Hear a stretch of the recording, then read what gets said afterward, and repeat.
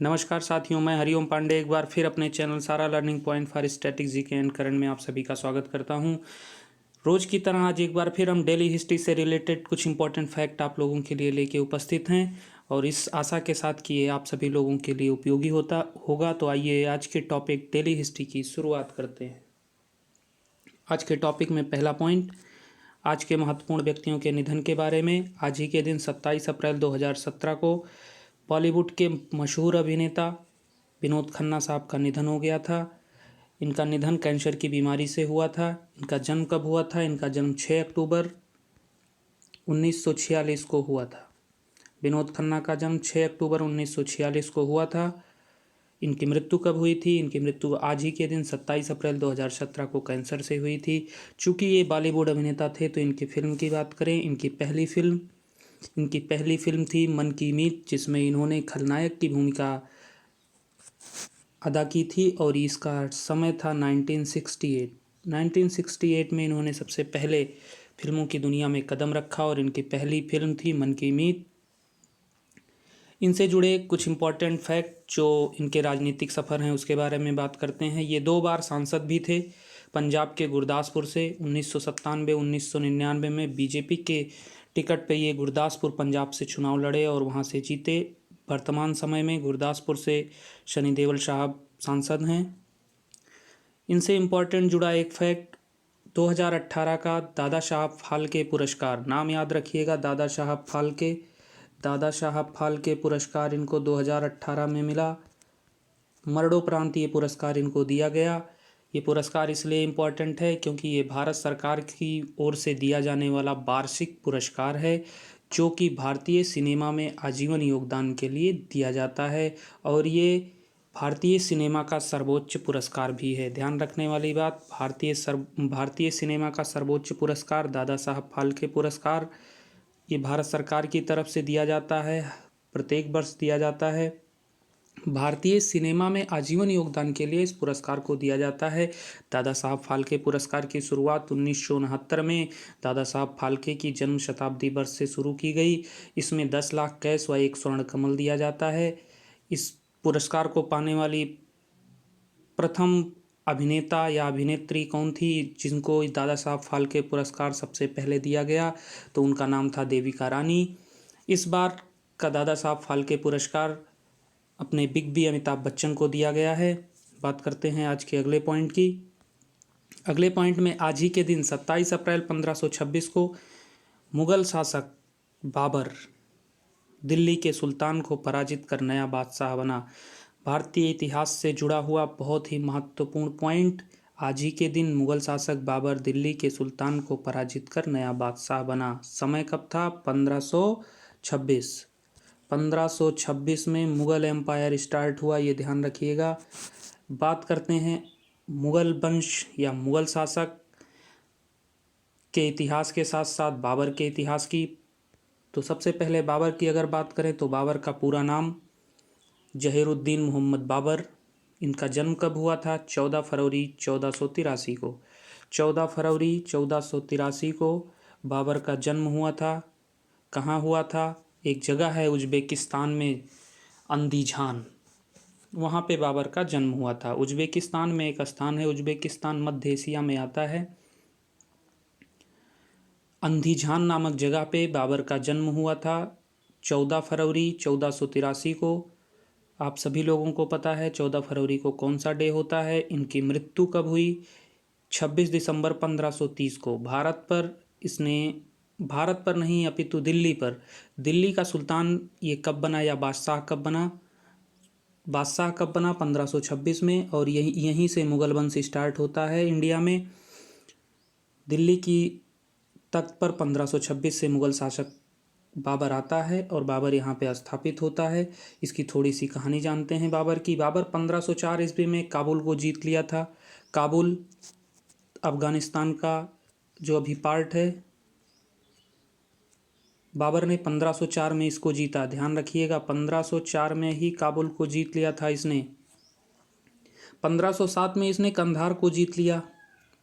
3 सालों के बाद ही 1504 में जीता काबुल, 1507 में कांधार को जीता और 1507 की जीत के बाद ही इसने एक उपाधि धारण की और उस उपाधि का नाम था बादशाह।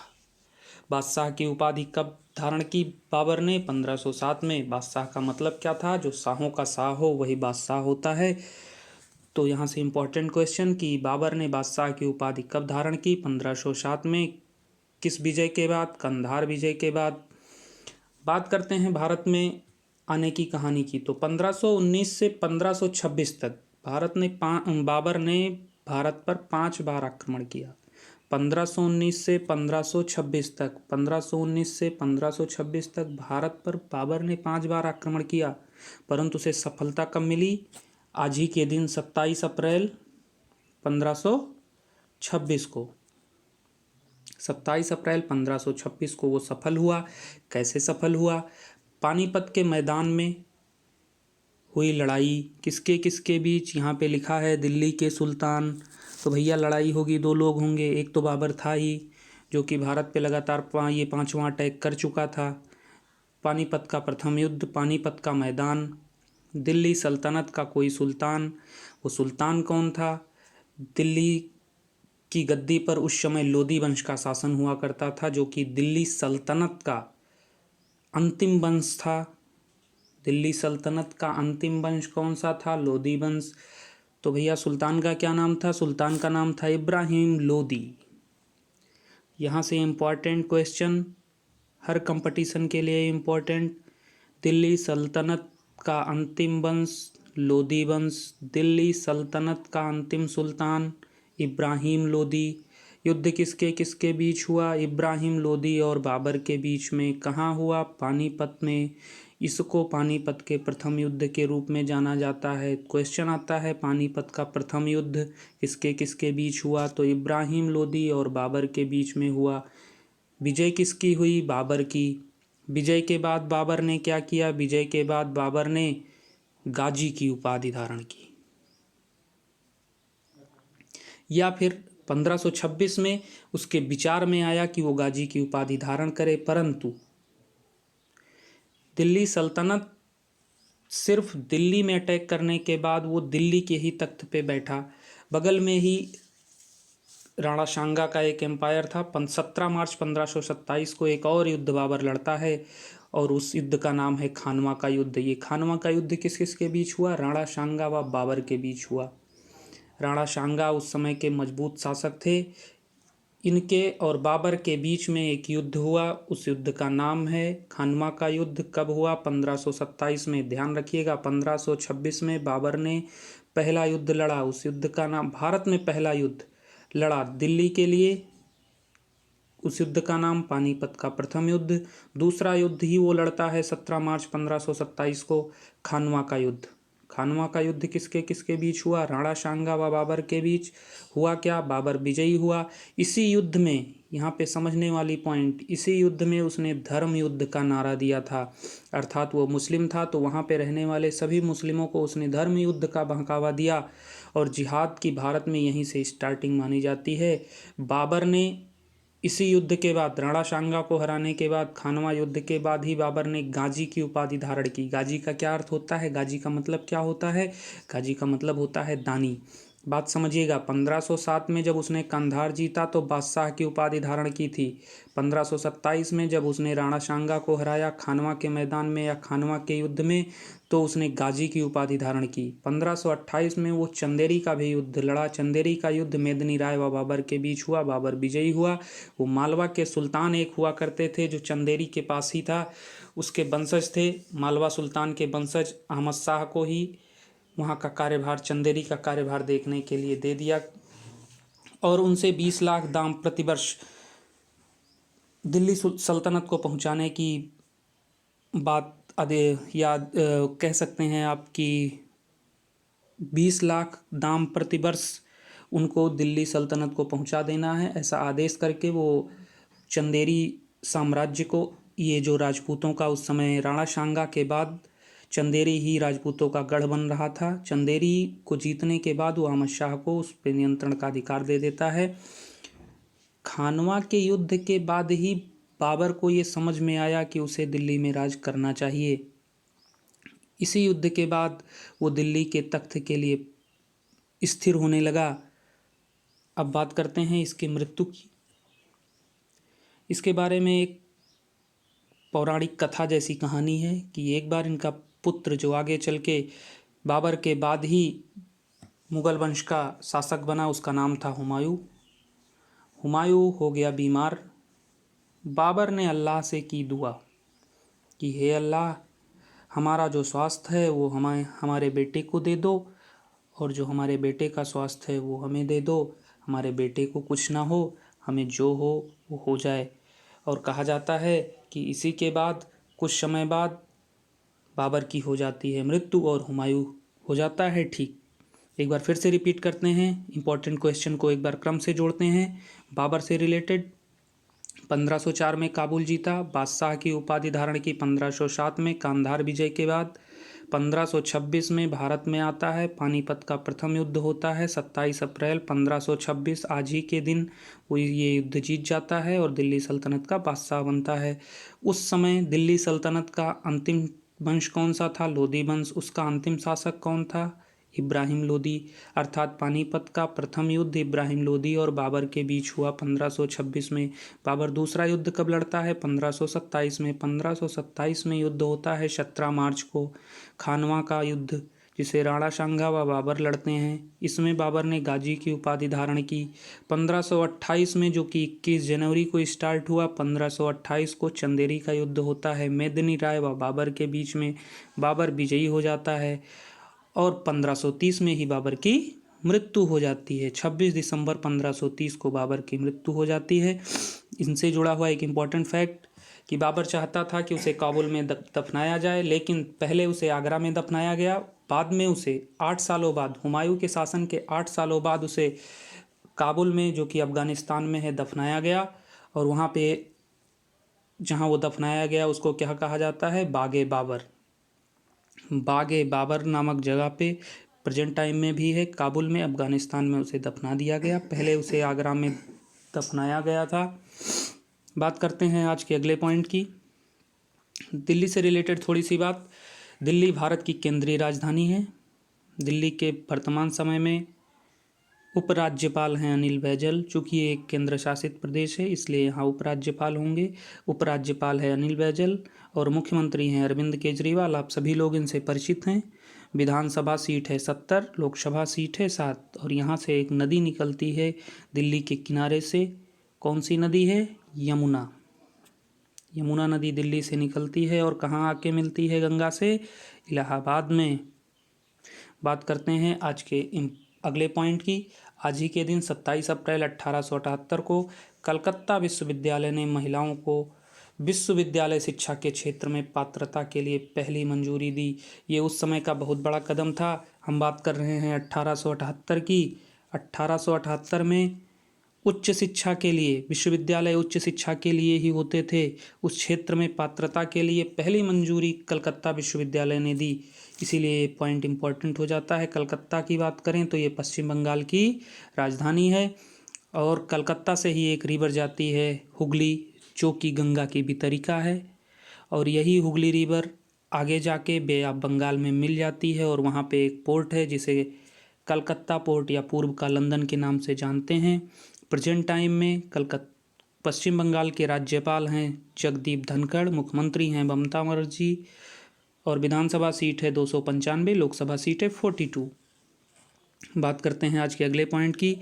आज ही के दिन 27 अप्रैल 1960 को नेशनल डिफेंस कॉलेज की नई दिल्ली में स्थापना की गई थी। ये नेशनल डिफेंस कॉलेज क्या है? National defence college means NDC. इसकी स्थापना हुई थी आज ही के दिन 27 अप्रैल 1960 को। ये राष्ट्रीय रक्षा महाविद्यालय है जो भारतीय सेना के लिए उच्च शिक्षा संस्थान भी है। इसमें 47 वीक का एक पाठ्यक्रम है। यहाँ से इम्पोर्टेंट फैक्ट यही है, नेशनल डिफेंस कॉलेज ये सेना के लिए उच्च शिक्षा संस्थान है। भारतीय सेना के लिए ये एक उच्च शिक्षा संस्थान है। इसमें 47 वीक का एक पाठ्यक्रम है जिसमें वरिष्ठ रक्षा अधिकारी व भारत के सिविल सेवा के वरिष्ठ अधिकारी इस पाठ्यक्रम में हिस्सा लेते हैं और इस पाठ्यक्रम को जानते हैं। उन्हीं के लिए इस कॉलेज की स्थापना की गई। यही है NDC, नेशनल डिफेंस कॉलेज या राष्ट्रीय रक्षा महाविद्यालय। बात करते हैं आज के अगले पॉइंट की। आज ही के दिन 27 अप्रैल 1961 को अमेरिकी अंतरिक्ष एजेंसी नासा ने, ध्यान से सुनिएगा, आज ही के दिन 27 अप्रैल 1961 को अमेरिकी अंतरिक्ष एजेंसी नासा ने गामा किरणों के अध्ययन के लिए पृथ्वी की कक्षा में एक्सप्लोरर 11 लॉन्च किया। ये कंप्यूटर वाला एक्सप्लोरर नहीं है जो आप लोग नेट पे सर्च करते हैं। एक्सप्लोरर 11 है, ये एक तरह का सैटेलाइट की तरह ही था जो पृथ्वी की कक्षा में स्थापित किया गया। किसके द्वारा? अमेरिकी अंतरिक्ष एजेंसी नासा द्वारा। नासा के बारे में थोड़ी सी जानकारी हम लोग करते हैं। नासा क्या है? नासा का पूरा नाम national aeronautics and space administration, ये इसका फुल फॉर्म है। इसकी स्थापना कब की गई? 29 जुलाई 1958 को। मुख्यालय कहाँ है इसका? इसका मुख्यालय वाशिंगटन डीसी है। वाशिंगटन डीसी कहाँ है? अमेरिका में है। वाशिंगटन डीसी में इसका मुख्यालय है नासा का। 29 जुलाई 1958 में इसकी स्थापना की गई। संस्थापक इसके कौन थे, या संस्थापक कहें या उस समय तत्कालीन समय में जब 1958 चल रहा था, जब इसकी स्थापना की गई, उस समय अमेरिका के प्रेसिडेंट कौन थे? ड्वाइट डेविड आइजनहावर, जिन्हें इनकी संस्थापना का श्रेय जाता है। इसका फुल फॉर्म है national aeronautics and space administration. वर्तमान में इसके अध्यक्ष हैं जिम ब्रेंडेस्टाइन। इनके बारे में बहुत जानने वाली चीज़ जो कि ट्रम्प महोदय से भी जुड़ी हुई है। 1 सितंबर 2017 को ट्रम्प ने इन्हें नामित किया। किसको? जिम ब्रेंडेनस्टाइन को। ये वर्तमान में अध्यक्ष हैं, इस चीज़ को आप जानिएगा। नासा के वर्तमान अध्यक्ष जिम ब्रेंडेनस्टाइन।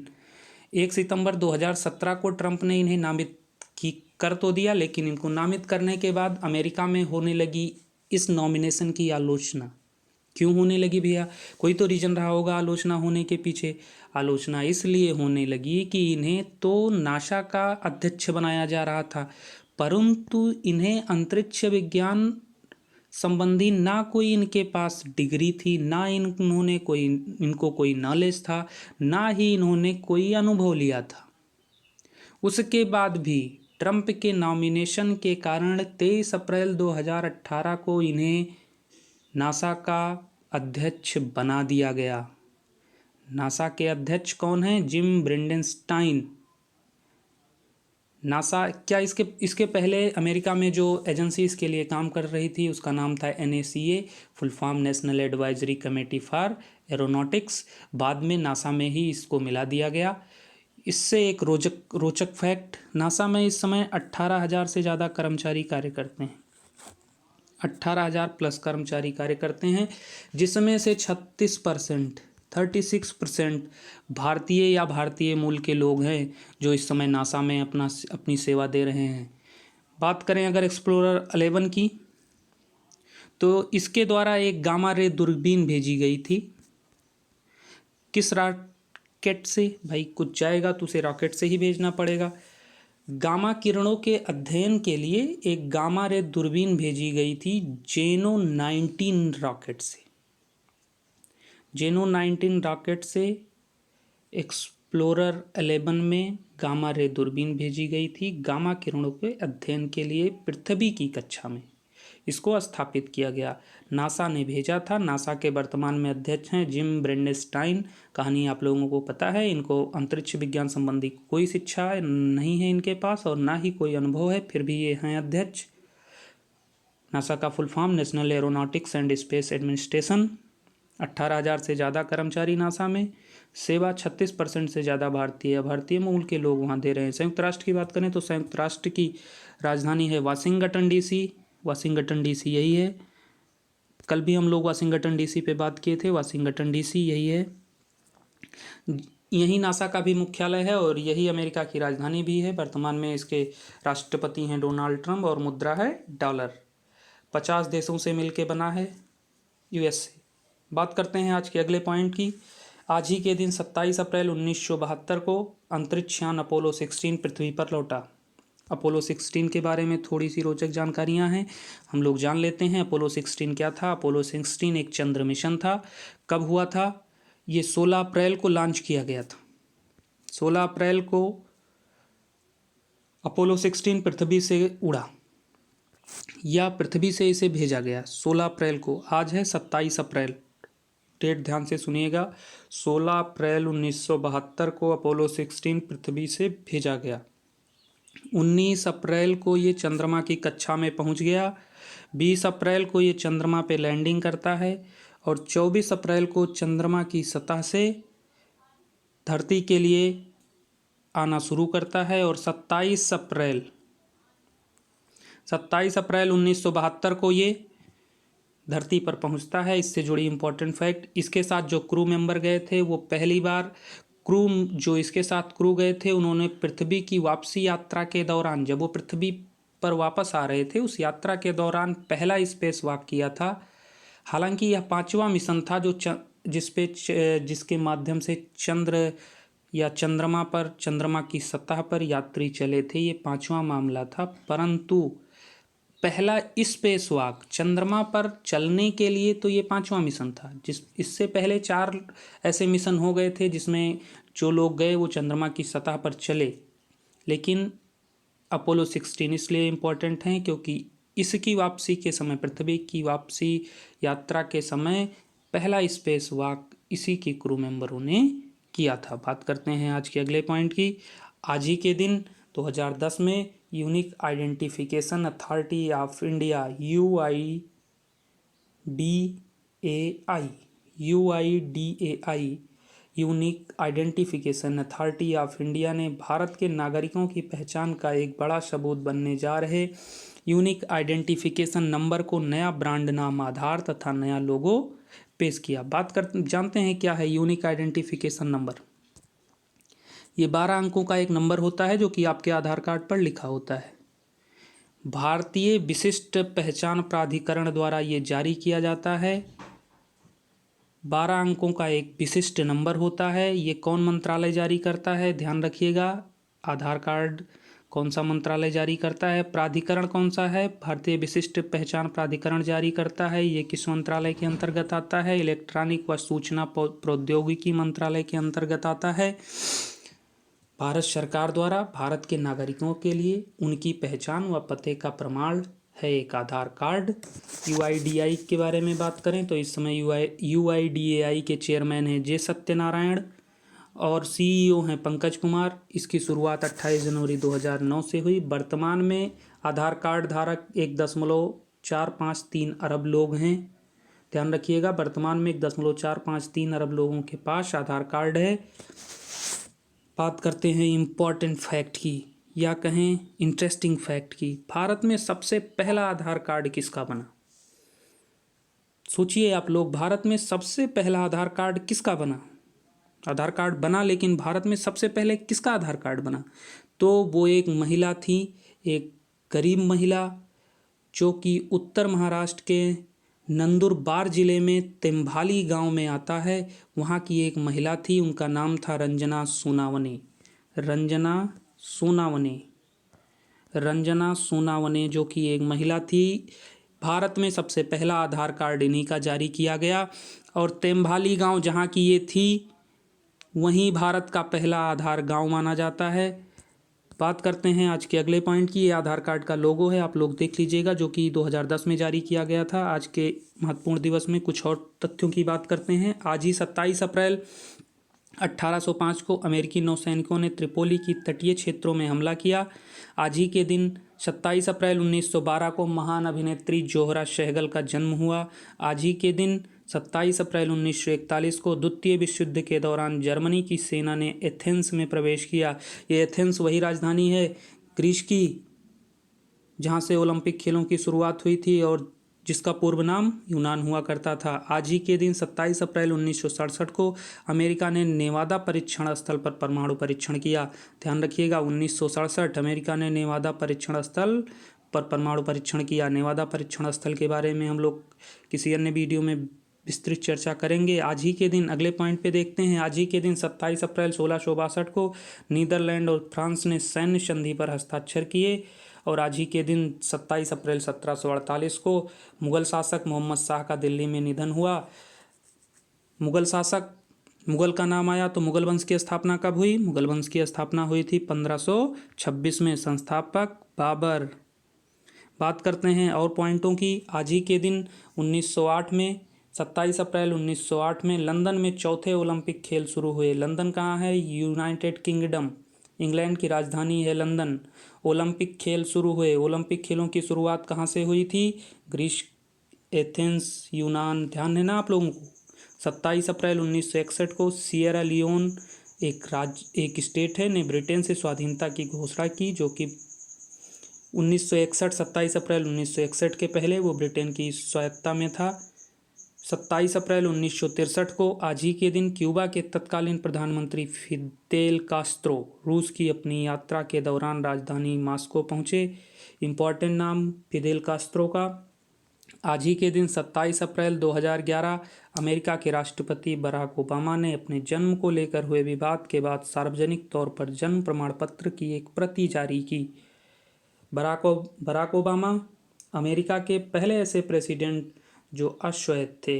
हमने अश्वेत के बारे में अपनी पिछली वीडियो में चर्चा की थी, आप लोग चाहे तो देख सकते हैं। बात करते हैं आज के प्रश्न की। इम्पोर्टेंट हम लोग अपनी सीरीज के माध्यम से जो प्रश्न एक जारी करते हैं। आज का हमारा प्रश्न है, दिल्ली सल्तनत का अंतिम वंश व अंतिम शासक कौन था?